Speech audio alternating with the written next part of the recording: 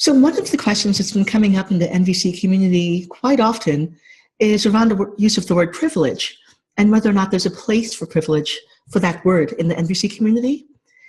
I first want to say that what the word means to me is, at its root, it's simply an observation. It's basically saying that one person or one group has more access to resources than another person or another group.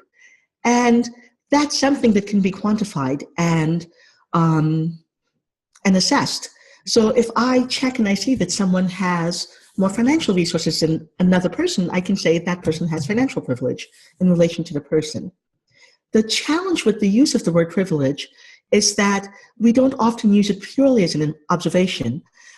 It also often has a connotation around privilege either being the lack or more privilege is either bad, or that someone is using their privilege in a way that has an unintentional impact or an intentional negative impact on someone else.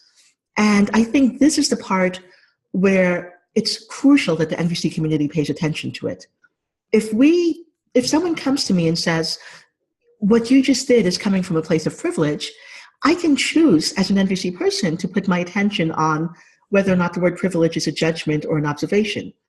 If I do that, I am no longer engaging with the person on the content that made them come to speak to me. And I'm not leaving myself and my heart open to connecting with them about what the challenge is. What are they seeing or observing in my behavior that's a challenge for them? I would much prefer to put my energy into connecting with that person. And when I'm finished connecting, when I understand what brought them to me, then I might speak, if it's necessary, about any charge that came up for me in relation to the judgment aspect of the word privilege.